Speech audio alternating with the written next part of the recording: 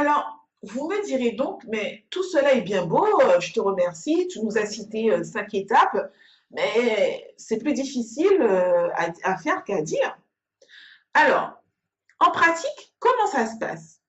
La Bible déclare que je suis, que tu es le temple du Saint-Esprit. C'est pourquoi, pour illustrer la notion, c'est même pas la notion, mais la réalité de la sainteté, nous prendrons le modèle d'une maison, puisque nous sommes le temple du Saint-Esprit. Rappelez-vous quand même, nous posons les bases, que ce processus de sanctification s'inscrit dans un cadre, d'accord, de conflit cosmique où s'opposent deux lois. Rappelez-vous les dernières vidéos, la loi de la piété, celle de Dieu, et la loi de l'iniquité, celle de Satan. Lorsque je nais pécheur. D'accord? Rappelez-vous que Adam était le représentant de toutes les vies. Romains 3, verset 23, d'ailleurs, nous rappelle, car tous ont péché et sont privés de la gloire de Dieu. C'est donc l'iniquité, le péché qui habite en moi lorsque je nais sur cette terre. Romains 3, verset 9 nous dit également, en effet, nous avons déjà prouvé que juifs et non-juifs sont tous sous la domination du péché, comme cela est écrit. Le péché est donc inscrit dès ma naissance dans mon corps, d'accord, donc dans la maison, et dans mon esprit, c'est-à-dire dans le grenier. Deuxièmement, lorsque je grandis, j'entends parler de Dieu et je fais sa rencontre, d'accord, puisque se convertir, c'est d'abord une rencontre avec Dieu. Je choisis donc de le suivre et je me positionne pour lui dans mon cœur et dans mon esprit. Du coup, au niveau du grenier, la loi de l'iniquité est remplacée par la loi de la piété. Je me fais donc baptiser, je me baptise pour montrer à tous officiellement mon positionnement. Mais lorsque je prends la décision de suivre Dieu, lorsque je prends la décision de me baptiser pour officialiser mon positionnement dans le camp de Dieu, je prends également l'engagement, ce que souvent nous ne savons pas, je prends également l'engagement de devenir saint comme mon Père céleste me l'a ordonné. Pour comprendre un peu mieux ce processus, lisons ensemble Romains 6, versets 1 à 14. Que dirons-nous donc? Allons-nous persister dans le péché afin que la grâce se multiplie? Certainement pas. Nous qui sommes morts pour le péché, comment pourrions-nous encore vivre dans le péché? Nous savons que notre vieil homme a été crucifié avec lui afin que le corps du péché soit réduit à l'impuissance et qu'ainsi nous ne soyons plus esclaves du péché. Que le péché ne règne donc plus dans votre corps mortel pour vous soumettre à lui par vos désirs. Ne mettez plus vos membres au service du péché comme des instruments de l'injustice, mais au contraire, livrez-vous vous-même à Dieu comme des morts revenus à la vie et mettez vos membres à son service comme des instruments de justice.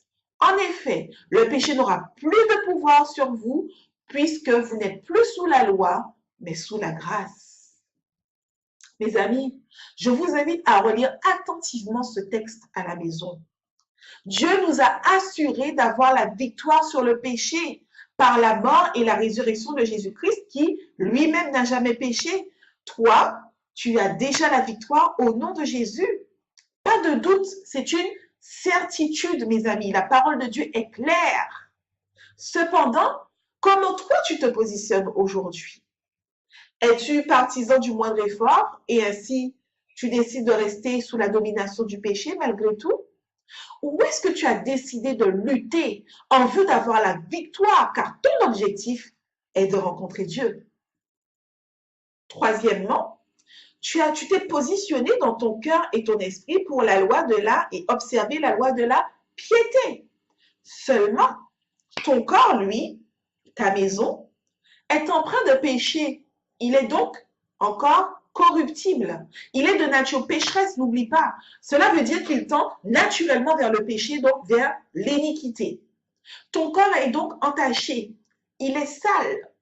Il ne sait produire que le mal, car il n'y a rien de bon par nature en lui. à partir de cet instant, mon ami, une lutte s'opère.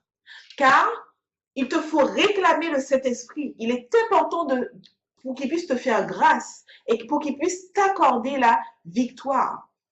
Lisons ensemble Romains 7, versets 21 à 23. Je découvre donc cette loi, c'est Paul qui parle, n'oubliez pas. Je découvre donc cette loi alors que je veux faire le bien. C'est le mal qui est à ma portée. En effet, je prends plaisir à la loi de Dieu dans mon être intérieur, mais je constate qu'il y a dans mes membres une autre loi. Elle lutte contre la loi de mon intelligence, remarquez bien, et me rend prisonnier de la loi du péché qui est dans mes membres.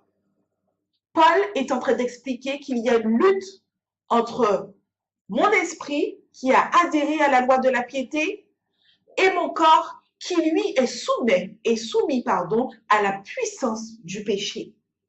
C'est une lutte dans laquelle tous les êtres humains, chacun d'entre nous, nous avons à faire face. Et il faut en prendre conscience. Il faut prendre conscience que devenir saint dans ta vie ne sera pas une simple affaire. Devenir saint te demandera des sacrifices. Devenir saint, mon ami, est un choix.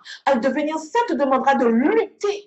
Ce sera difficile, mais tu y arriveras, mon ami, par la puissance du Seigneur Jésus-Christ. Mais Paul nous dit au verset 25, « J'en remercie Dieu, c'est possible par notre Seigneur Jésus-Christ. » Mon ami, c'est possible. Tu luttes contre ta chair, tu luttes contre tes mauvais penchants, tu luttes contre toi-même. Mais la Bible déclare que c'est possible. Alors, petit à petit, en lâchant prise entre les mains de Dieu, entre les mains du Saint-Esprit, en faisant corps à corps avec le Saint-Esprit, le péché aura de moins en moins emprise sur toi. Et je dis gloire à Dieu.